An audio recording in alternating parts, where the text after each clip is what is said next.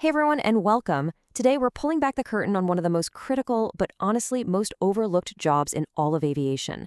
This is all based on Rob Kennedy's amazing AvGeek in Residence series, where he spotlights all these crucial jobs that keep planes flying that you've probably never even thought about. We're going to be talking about the folks who are on call 24/7, ready for any emergency on the airfield, the aircraft rescue and firefighting operators. So, here's our game plan. First, we'll dive into why every single second counts in their world. Then we'll look at the ARFF operators' playbook, what they actually do. We'll talk about the kind of person who's perfect for this job, how you could actually join a crew, and finally, we'll get real about the day-to-day demands versus the incredible rewards. All right, first up, when minutes matter most. Airports are incredibly safe places, but the potential for something to go wrong is always there. And when it does, the response has to be instant. This is where the story of the ARFF operator begins. I mean, just picture that. It's intense, it's chaotic, and every single tick of the clock matters. This is the world that aircraft rescue and firefighting operators willingly step into. They are trained to be the calm in that storm. So who exactly are these people? Well, they're super specialized first responders who are stationed right there at the airport. You've definitely seen their trucks, those big, bright yellow rigs parked off to the side of the runway. But here's the thing, they're not just waiting around. They are in a constant state of readiness, always training for the worst-case scenarios they hope never actually happen. Now, you might be thinking, okay, so they're airport firefighters. And yeah, that's part of it. But it's so much more than that. Their playbook is wide-ranging, it's intense, and it's completely unpredictable. Just look at the scope of what they have to handle. We're talking everything from a small incident to a major crash. And the fires they fight? Jet fuel is a whole different animal. It's way more volatile and dangerous than the gasoline in your car. On top of all that, they're trained to handle mass evacuations and act as first-line medics right there on the tarmac.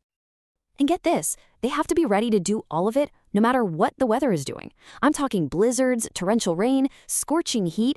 It just doesn't matter. An emergency doesn't wait for a sunny day, so these crews and their gear have to be ready to roll 365 days a year. No excuses.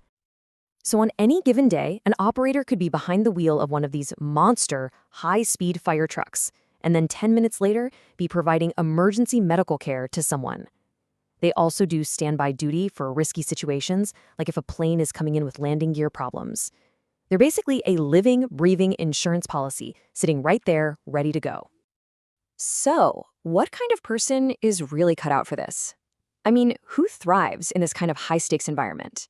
It takes a pretty unique blend of skills, experience, and just temperament. It turns out there are two main backgrounds that are a perfect fit. On one side, you have heavy equipment operators. Think people who can handle huge, complex machines with total precision. On the other side, you've got your first responders, firefighters, EMTs, people who are already masters of teamwork and staying calm when everything is falling apart. The very best ARFF operators are often a combination of both. This quote from the author, Rob Kennedy, who was actually a volunteer firefighter and EMT himself, just hits the nail on the head. He knows from firsthand experience that the only thing you can count on is that every day is completely different. It's that constant readiness for the total unknown that really defines this job. Okay, so maybe this is starting to sound pretty interesting to you. Maybe you're even thinking, hey, I could do that. So let's get practical. How do you actually become an ARFF operator? Well, first off, these jobs are pretty much everywhere. There are more than 5,000 commercial airports in the US alone. That's everything from tiny regional fields to massive international hubs. So the odds are pretty good that there's an opportunity a lot closer to you than you might think. And it's a solid career path. The starting pay is really competitive, and since airports are open 24/7, there's almost always a ton of potential for overtime. Plus, these are often union positions, which usually means you're getting a great benefits package for things like healthcare and retirement. But of all the numbers we could talk about, this is the one that defines the entire job: 3 minutes. The FAA requires that ARF crews have to be able to get to any point on a runway in 3 minutes or less. That single rule shapes everything about their job, their training, where their station is located, everything. It's an incredibly intense deadline. So the pathway looks something like this. You need a commercial driver's license, some basic EMT and firefighter training, and then you get the special ARFF certification. But And this is the key part, you don't always need all of this before you apply. A lot of airports will actually pay to put the right candidates through all the required training and licensing. All right, for our final section, let's do a quick reality check. Because while this job is incredibly rewarding, let's be honest, it is definitely not for everyone. It's really a job of trade-offs. The demands are serious. It's physically tough, it's mentally intense, you're around hazardous materials, and you can forget a normal 9-to-5 schedule. You'll be working nights, weekends, and holidays.